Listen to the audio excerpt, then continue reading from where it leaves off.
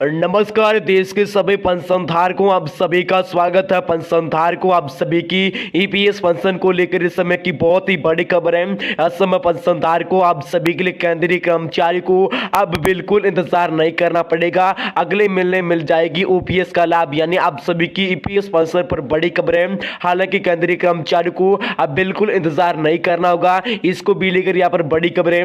हालांकि अगले महीने यानी पुरानी पेंशन योजना है वह भी आप सभी को लाभ मिलेगा। और साथ ही साथ आप सभी लिए आरबीआई से एक बड़ी खबर है। हालांकि आप सभी की ईपीएस पेंशन है 7,500 रुपए, उसको लेकर के यह बड़ी खबर है। ऐसे में पेंशनधारकों आप सभी की ईपीएस पेंशन पर भरपूर लाभ मिलेगा।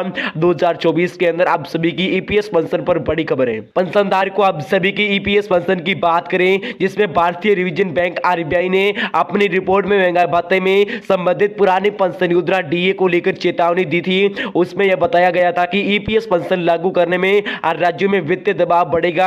हालांकि जिससे विकास से जुड़े खर्चों के लिए उनकी क्षमता में सीमाएं आ सकती है। हालांकि रिपोर्ट में यह भी कहा गया था कि और इसमें परिस्थितियों में सामाजिक और उपभोक्ता में हित में आकर जो वस्तु है वह भी सेवाओं को समेटने में अंतर्गत में प्रावधान में वित्तीय स्थिति की गंभीर में अब बोझ भी बढ़ेगा। हालांकि आने वाले समय में राजस्थान, छत्तीसगढ़, झारखंड, पंजाब और हिमाचल प्रदेश में जैसे राज्य है जिसमें नई पेंशन योजना न्यू पेंशन स्कीम को छोड़कर पुरानी पेंशन योजना ओल्ड पेंशन स्कीम को लागू करने का निर्णय भी ले चुके हैं। हालांकि वित्त मंत्रालय संसद में सूचित किया गया था कि राज्य सरकार में नई पेंशन योजना के तहत एनपीएस में अपने कर्मचारी में योगदान की राशि वापस लेने का अनुरोध भी किया था। ऐसे में पेंशनधारकों को अब सभी के लिए रिपोर्ट में यह भी कहा गया था कि इससे पहले पुरानी पेंशन व्यवस्था के तहत अंतर्गत आने वाली सभी सेवानिवृत्ति लोगों के लिए पेंशन का लाभ, इसमें सभी ईपीएस नाइडपा पेंशनधारकों को लाभ मिलेगा। यानी आने वाले समय के अंदर ईपीएस नाइडपा पेंशनधारकों की जो सेवानिवृत्ति है उसकी संभावना भी है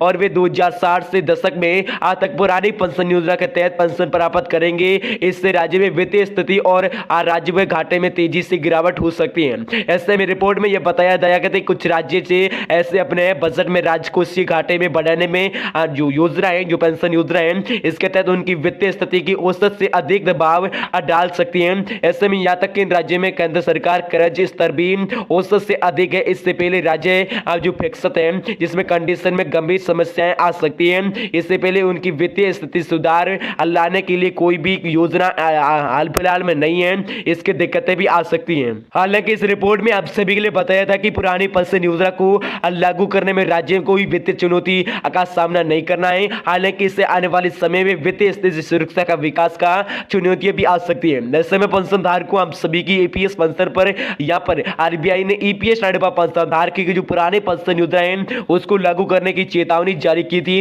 हालांकि जिसमें आप सभी की जो जंतर मंत्र आंदोलन है उसमें दिक्कतें ना आने की समस्या में 2024 में आने वाले समय में ईपीएस नाइडपा पेंशन योजना के तहत सरकारी कर्मचारियों को आने वाले समय में लाभ दिया जाएगा।